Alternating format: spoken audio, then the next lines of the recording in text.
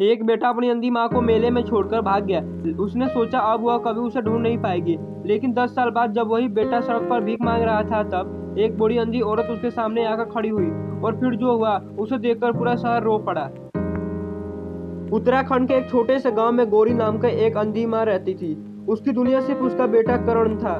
करण जब छोटा था, जब गौरी खेतों में मजदूरी करके उसे पालती थी।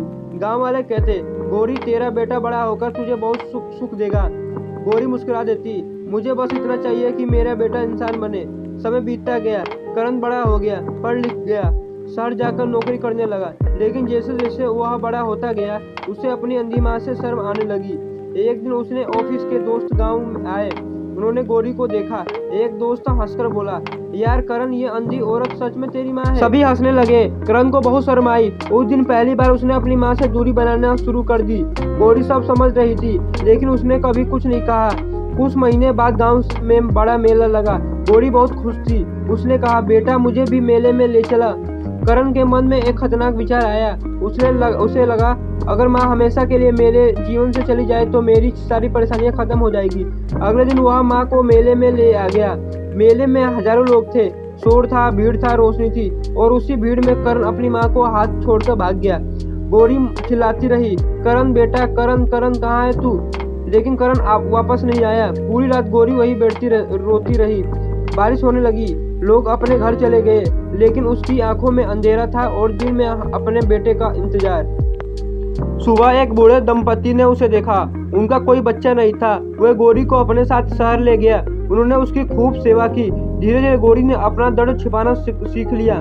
लेकिन हर रात वह भगवान से एक ही प्रार्थना करती, मेरे बेटे को खुश रखना। शुरुआत में सब अच्छा चला, अच्छा नौकरी, अच्छा सैलरी, दोस्त, शानदार जीवन। फिर उसकी शादी हो गई। लेकिन कहते हैं ना, जिस घर की नींव स्वार्थ पर रखी जाए वह ज्यादा समय तक नहीं टिकती। एक दिन कंपनी बंद हो गई, नौकरी चली गई, बिजनेस किया, घाटा हो गया, दोस्तों के साथ छोड़ दिया, पत्नी भी उसे छोड़कर चली गई, घर बिक गया, गाड़ी बिक गई, सब खत्म हो गया। कुछ सालों में वह सड़क पर आ गया। एक दिन करण शहर की सड़क पर भीख मांग रहा था। भूख से उसका बुरा हाल था। तभी एक बूढ़ी महिला उसके सामने आकर रुकी। उसने उसे हाथ में खाना रखा और कहा, बेटा भूखे मत रहा करो।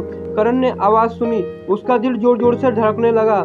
यह आवाज उसे उसका ही सुनी हुई लग रही थी। वह महिला आगे बढ़ गई। करण उसके पीछे चला गया। उसने देखा कि महिला अंधी थी। करण का शरीर कांप उठा। उसे अपनी माँ का याद आ गई।